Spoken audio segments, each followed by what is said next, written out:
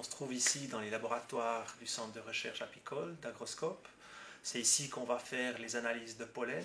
Ces pollens qu'on a récoltés dans nos différents essais. On a sur chaque lot 3 ruches qui est équipées de trappes à pollen et à intervalles réguliers, plusieurs fois par semaine, on a récolté dans ces 3 ruches du pollen. Et ce pollen, il faut maintenant déterminer l'origine botanique afin de savoir quel pollen nos abeilles ont été butinées.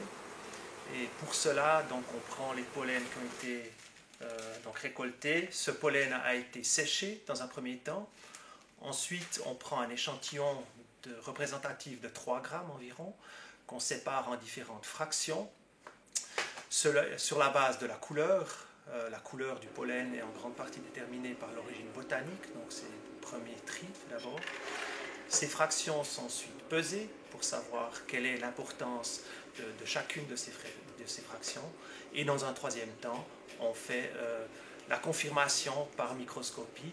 Et pour cela, on utilise les connaissances de gens qui sont formés, qui connaissent bien la forme, les particularités des surfaces des pollens et qui permettent de manière plus ou moins infaillible de déterminer l'origine botanique de ces pollens.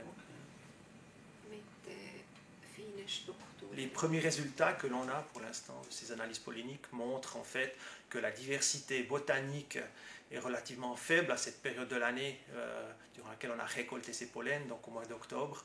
C'est principalement le lierre, la facélie et également certains trèfles que l'on retrouve principalement dans les pollens récoltés. Ce qu'on peut dire également, c'est que d'une colonie à l'autre, on voit des très grandes différences, même qu'elles étaient sur les mêmes emplacements.